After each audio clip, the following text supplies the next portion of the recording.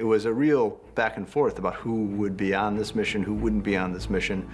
The Dirty Dozen obviously came to mind. Everybody has a good reason to hate everybody else. I mean, it's definitely got that, gathering together these kind of misfits. A bunch of our favorite characters, many of whom have never been on screen together, but who all find themselves at the end of the world for one reason or another. And so getting Tormund back in the picture, the Hound and Jon and Beric and Jorah, it's a fun group. The sequence had been so well conceived on a visual level by Alan and his team. To do that with hundreds of people and weather and visual effects and fire with lots of moving parts and still have that sense of artistry about it. It takes a different level of directing. 3, 2, 1, Our story is 7 guys on a rock being attacked by whites and trying to tell a clear story of, your task is to defend a perimeter, and as you lose, your perimeter is going to fall back, and how do you kind of hold order against just pure chaos? It's, herding kittens. It's, you can't see anything except people whacking each other, and it takes some effort to talk to the cast to sort of say, no, the story is, here's a line, and we have to show that it's not being broken or that it is being broken. It was important to create a situation where I'm hoping the audience will think that one of our beloved characters is gonna die. I mean, we wrote it and we were watching it and I was like, holy shit, Tormund's gonna die. But somehow, he managed to override my rational brain and make me think that Tormund was gonna die. No matter how great your visual effects are or your art department and everything, there's just nothing quite like the real thing if you can find it. Iceland exists and it's real and it's cold as hell and it's beautiful, and there's just nothing like having that reality on screen. It doesn't look like anywhere else. Half the time it doesn't even look real, and I worry that people are gonna think the blues of those glaciers are some kind of cheap special effect. The more spectacular looking it is, the more difficult it is to shoot there. I think there's a sort of kick bollock scrambleness to filming out here, where you have such limited daylight and you have conditions which are like this or worse. It just gives it a sense of reality, In the world of Thrones, it's great coming to these landscapes that just really kind of arc back in time and take you to something very, very brutal and barren. There's an extent to which nothing ever surprises you on this job anymore, but this, you still can't help but be impressed by this. I mean, it's nuts. You can't get to this location without literally monster jeeps. It's a hell of a way to go to work. The Icelandic technical crew for setting up the base camp have to have everything ready, and they have to do that obviously under cover of darkness. So the crew, when they arrive, everything is ready to go. When we're shooting on the glacier, everyone's got the crampons strapped onto their boots because otherwise you'll slip, and even with the crampons, we had a bunch of guys falling and banging themselves up, but luckily no major injuries this year.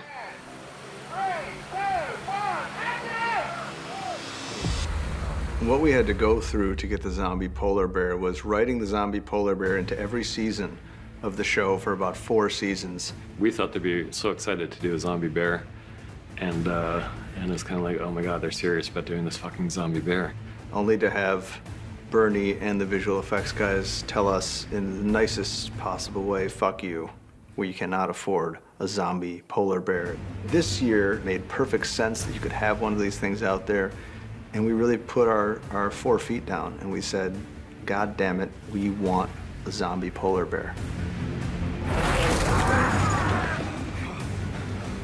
We looked at some of the beats, the way the polar bear in the previews that we got, how it spots the guy's way, how it picks someone up and shakes him around, and then we get our wires in and start rehearsing with guys using different methods to pull someone around and get the right body shapes and the right energy. Everything's made sure it's super safe first. We test everything over and over again, usually with a weight bag, and when we're happy that it's safe to have someone on, we get someone on.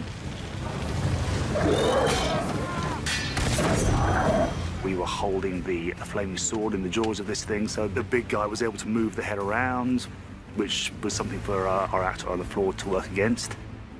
I've never really worked with this ping pong ball thing and pretend that's a bear, and I've had people going, oh, when I'll come towards you, I'm a bear. No, you're not. Your name's Toby.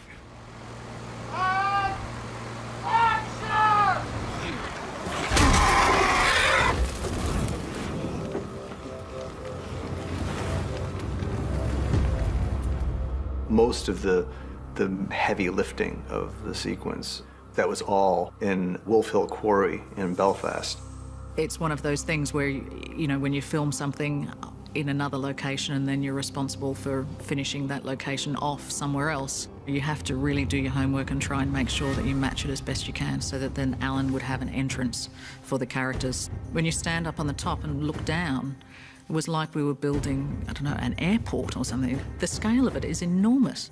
We built nature. No, sometimes I walk out there and I think we're crazy people. We had a really tricky time trying to work out what a frozen lake looks like and how we can achieve that.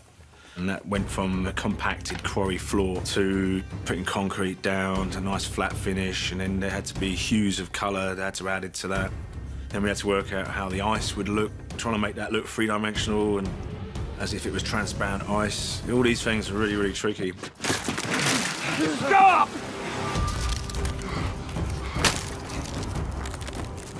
We paint the cliffs a little bit, and then we snow the cliffs a lot. 3,500 bags of snow through 6 machines with 15 guys. We're constantly redressing it and adding to it, and every day we have to scrape it off and start again the next day. And yeah, it's full on. It's a really cool set. Like, it's an amazing set. They cemented a whole quarry to flatten it out to make it look like an ice lake. The amount of workmanship is incredible, and I mean, it really, we've had to run across that ice. It just looks so real, it's fantastic. I thought it was a real lake. Then I understood that they have made this for this sequence. Yeah, it blew my mind. This amount of people, and when the camera rolls, everything just sort of comes together at precisely the right time. Original intention was to dig out the areas on location where people would need to fall through the ice. And then it became clear to everyone that probably the temperatures were going to be so terribly cold. We figured out if we use motion control, then we could achieve it on stage. Where the whites fall for the ice, we're doing those as separate set pieces, and then building rigs to drop underneath the ice to take the weight of the actors and then allow them to drop through. You know, even though we've got 10 guys falling in while the camera's moving, by the time we're finished, we've got 100 guys falling in and the camera's moving 5 times as far. Everyone's always like, oh, you get to shoot in a tank, great. No. It's the end of the season and I get plunged into cold water with a full costume on. It's gonna be miserable.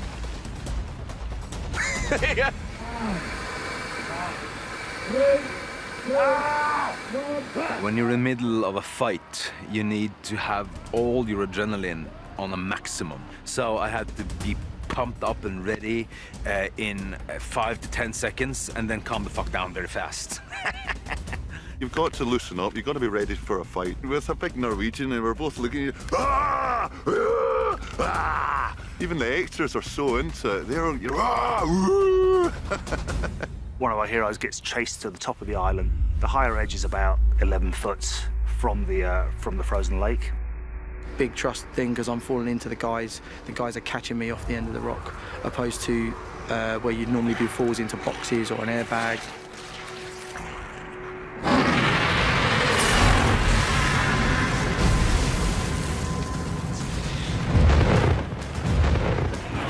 Well, it's funny how times have changed. In season 2, the dragon was riding on Danny's shoulder, and now Danny's riding on the dragon's shoulder.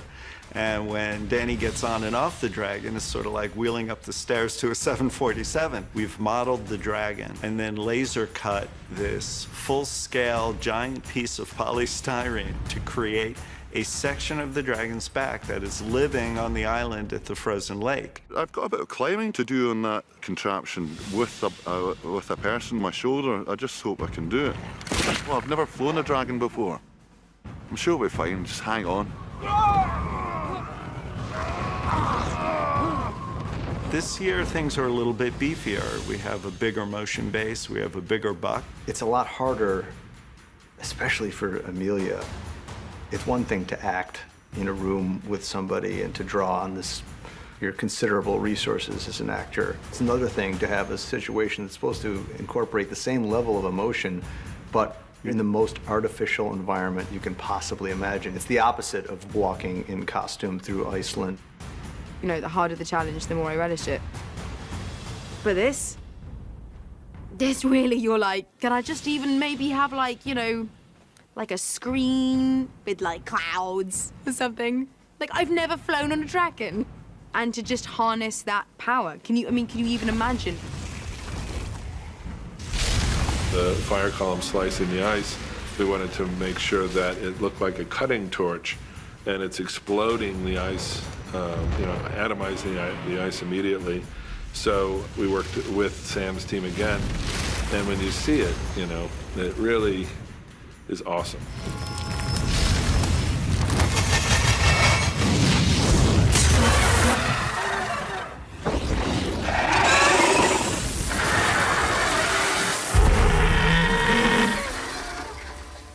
We knew that the Night King would see and seize this opportunity, and like to think that when the dragon dies, that it's kind of a nice 1-2 punch, because on the one hand, you're just seeing the horror of one of these the three only unique, amazing beings like this in the world, going under the water and not coming up again, and you're processing that.